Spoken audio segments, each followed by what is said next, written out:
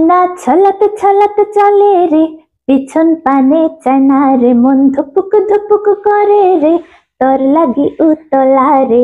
শাল পিয়ালের বন থেকে ওই জংলা নদীর পাড়েতে, তোর সঙ্গ লই ঘর করুম মে বাসনা প্রাণে। ময়না ছলাত ছলাত আমার সর্বঙ্গে লিখে দিও কালি কালি না। আমার সর্বঙ্গে লিখে দিও কালি কালি না। কালি ছাড়া মোর জীবনে, কালি ছাড়া মোর জীবনে কি আর আছে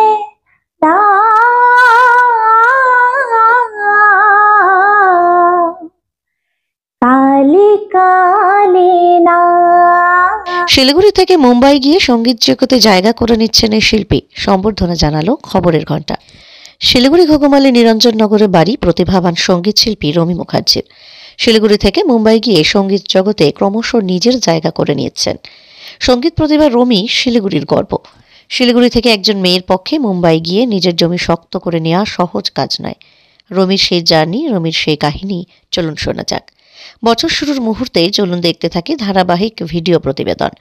অসাধারণ প্রতিভা প্রদর্শনের জন্য খবরের ঘণ্টা সম্বর্ধনা প্রদান করলো রমি মুখার্জিকে। নমস্কার দর্শক বন্ধুরা, সকলকে নতুন ইংরেজি বছর 2025 সাল শুভেচ্ছা। তো এই 2025 সাল নতুন বছরে এই সময় আমাদের জন্য একটি খুশির খবর আছে, খুব আনন্দের খবর আছে। যদিও আপনারা যার সঙ্গে পরিচয় করাবো তাকে আগে দেখেছেন আমাদের খবরের ঘণ্টায়। করোনার সময় যখন মানে সমস্ত মানুষ ঘরবন্দি ছিলেন, সেই সময় আমাদের যে লাইভগুলো হচ্ছিল, লাইভ অনুষ্ঠান, সেই সময় এই যে আমাদের সামনে বসে আছেন রমি মুখার্জি, প্রতিভাবান একজন সঙ্গীত শিল্পী। তিনি কিন্তু বারবার আমাদের খবরের ঘণ্টায় লাইভে এসছেন তার সঙ্গীত নিয়ে। তিনি অ্যাকচুয়ালি বাড়ি শিলিগুড়িতে, নিরঞ্জননগর, ভোগমারির যে নিরঞ্জননগর সেখানে তার বাড়ি, কিন্তু মুম্বাইতে থাকেন কর্মসূত্রে। আর মুম্বাইতে গিয়েই তিনি সঙ্গীত জগতে ক্রমশ উঠে আসছেন। এবং করোনার সময় তিনি বাড়ি এসেছিলেন, তারপর বন্দী হয়ে যান। কারণ করোনার সময় তো জানেনই চারিদিকে যোগাযোগ বিচ্ছিন্ন হয়ে গিয়েছিল, মানুষ ঘরবন্দি ছিলেন। সেই সময় রমি মুখার্জি বারবার লাইভে এসেছেন এবং তার সঙ্গীত প্রতিভা আমাদের সামনে মেলে ধরেছেন। অসংখ্য মানুষ তার সঙ্গীত প্রতিভার তারিফ করেছেন। আবার আমরা তাকে পেয়েছি, শিলিগুড়ি এসছেন। বেশ কিছুদিন ধরেই আমাদের ইচ্ছে ছিল যে তাকে আমরা আমাদের শ্রদ্ধা ভালোবাসা নিবেদন করব, কিন্তু মুম্বাইতে রমি থাকে, ব্যস্ত জরুরি কাজে শিলিগুড়ি আসতে হয়েছে। এই সুযোগে আমরা তাকে আমাদের খবরের ঘণ্টার পক্ষ থেকে আমাদের শ্রদ্ধা সম্বর্ধনা নিবেদন করছি। একটু বলে নিই যে খুব গর্বের, অত্যন্ত আনন্দের যে আমাদের এই শিলিগুড়ি শহর থেকে, এই ঘুঘুমালি নিরঞ্জননগর একটি এলাকা থেকে আজকে মুম্বাইয়ের মতন শহরে, দেশের গুরুত্বপূর্ণ শহর, সেখানে গিয়ে তিনি তার সঙ্গীত প্রতিভা নিয়ে উঠে আসছেন ক্রমশ। এবং ধীরে ধীরে তার সুনাম কিন্তু ছড়িয়ে পড়ছে দিকে দিকে। এই রমি মুখার্জির কাছ থেকে আমরা বিস্তারিত শুনবো তার কাছ থেকে। তার আগে একটু দুই একটি কথা আমি বলে নিচ্ছি যে হিন্দি ফিল্মে যে লিটল বয়, সেখানে রমির একটি গান রিলিজ হয়েছে, ডুয়েট গান ছিল 2019 সালে। তারপর গুজরাটি ফিল্মে 2017 সালে থক গাই গাই, তাই তো, হদ থাই গাই সঙ্গীতে রমি সেখানে সঙ্গীত পরিবেশন করে। তারপর মারাঠি ফিল্মে 2023 সালে, সেখানেও রমির সঙ্গীত ছিল। এরপরে মারাঠি ফিল্মে, দুটো মারাঠি ফিল্মে রাজ বর্মণের সাথেও কিছু গান গেয়েছি। হ্যাঁ, সেগুলো ফিল্মের না, যদিও অ্যালবামের। আর রাজ বর্মনের সঙ্গে যেগুলো গেয়েছি সেগুলো আমি কম্পোজও নিজেই করেছি। এরকম বিভিন্ন ক্ষেত্রে কিন্তু রমির সঙ্গীত পরিবেশনা চলছে। শিলিগুড়ি থেকে মুম্বাইয়ের মতন জায়গায় কে কার খবর রাখে, সেখানে গিয়ে রীতিমতো যুদ্ধ করে এবং একটি বেসরকারি কোম্পানিতে চাকরি করে, সেই চাকরি করার পর এই ধরনের যে সঙ্গীত চর্চা চালিয়ে যুদ্ধ করে জায়গা করে নেওয়া কিন্তু সহজ কাজ নয়। প্রতিভা না থাকলে এটা কখনোই সম্ভব না। রমি সেই কাজটি করছে এবং মানে মানে শুধু যে সঙ্গীত প্রতিভা প্রদর্শন করছে শুধু তাই না, ব্যবহারের দিক থেকেও খুব ভালো। সামাজিক কাজ করার যে তার যে দায়বদ্ধতা, মানুষের প্রতি মানুষের যে মূল্যবোধ, মানবিক দায়বদ্ধতা, সেগুলো ওর মধ্যে রয়েছে।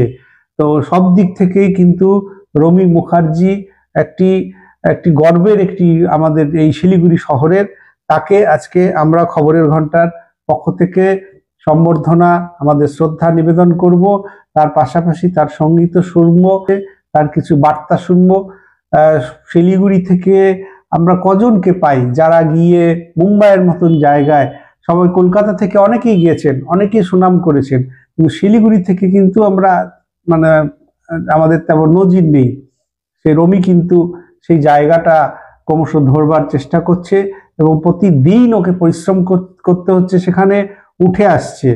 তো একজন মেয়ে হয়ে যে উঠে আসা যায় এভাবে, এটা কিন্তু তার উদাহরণ, একটা ইন্সপিরেশন।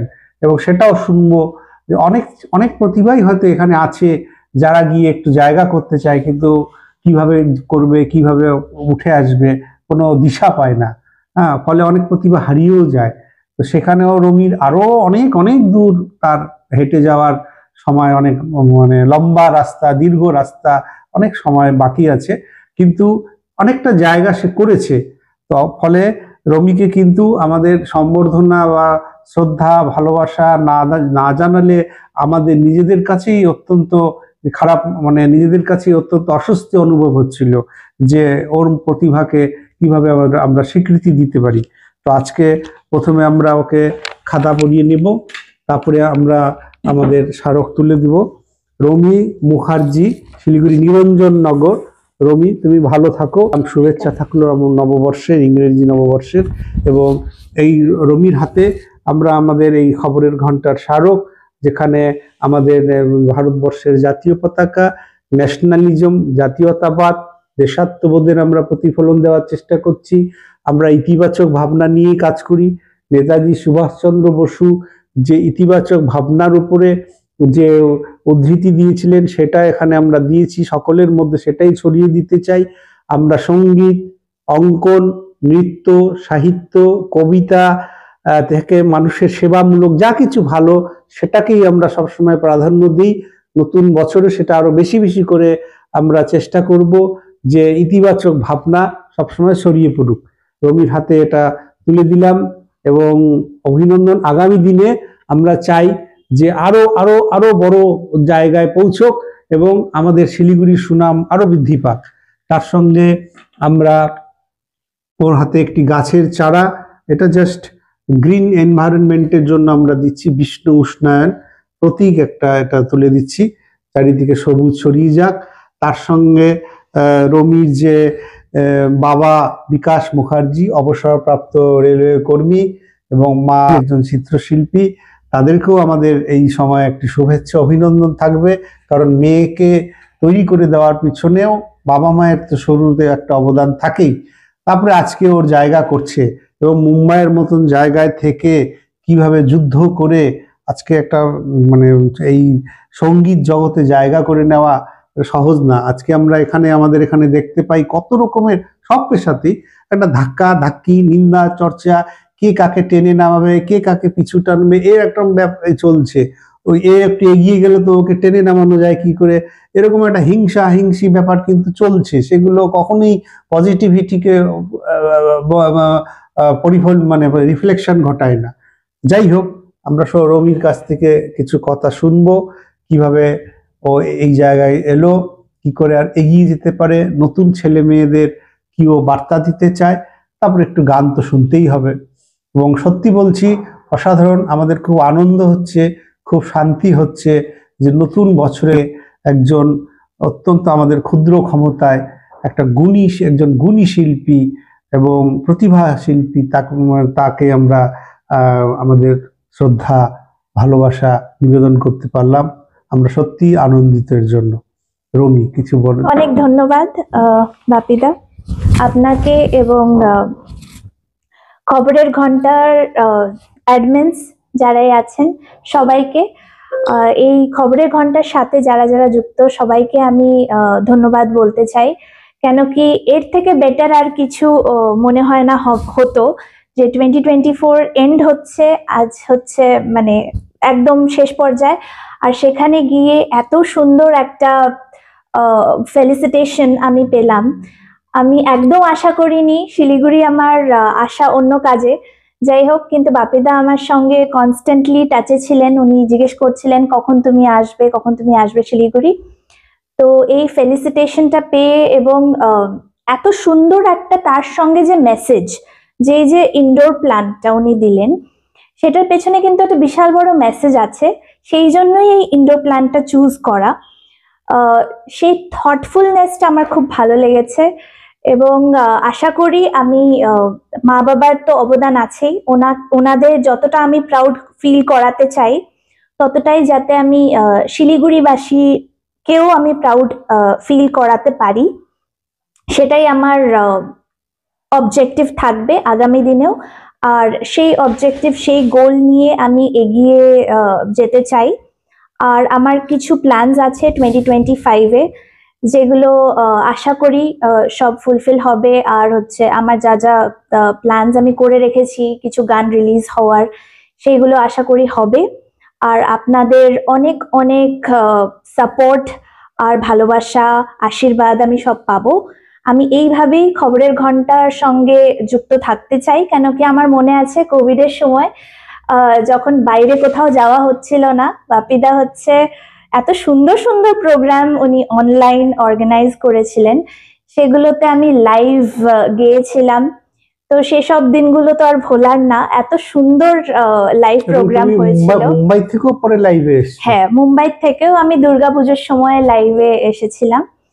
তো শুরুটা হচ্ছে শিলিগুড়ি দিয়ে, কেন কি শিলিগুড়িতেই ছিলাম কোভিডের সময়। তারপরে যখন আমি মুম্বাই গেলাম, তারপর দুর্গাপুজো স্পেশাল যেটা লাইভ হয়েছিল ওটা ওখান থেকে আমি করেছিলাম। এছাড়াও আমি যখন যখন কোনো স্পেশাল ফেস্টিভ্যাল কিছু থাকে তখন বাপিদা আমাকে বলেন যে গান পাঠাতে, ভিডিও পাঠাতে। আমি চেষ্টা করি যতটা সম্ভব আমার গানের ভিডিও পাঠানোর, যাতে খবরের ঘন্টার দর্শকরা সবাই শুনতে পান। আর এইভাবেই আমি যুক্ত থাকতে চাই। আর অনেক অনেক শুভেচ্ছা খবরের ঘন্টাকে। এইভাবেই যাতে এগিয়ে যাক খবরের ঘন্টা, আরো অনেক অনেক নাম করুক খবরের ঘন্টা, অনেক পপুলার হোক। আর খালি শিলিগুড়িতেই না, পুরো বেঙ্গলে যাতে খুব ভালো নাম হয় খবরের ঘন্টার, এটাই আমার থাকলো। Thank you very much. এখানেই শেষ হচ্ছে না। আপনারা রমির গান শুনবেন, পরবর্তী এই ভিডিওর প্রতি নজর রাখবেন। আমরা গান শুনবো।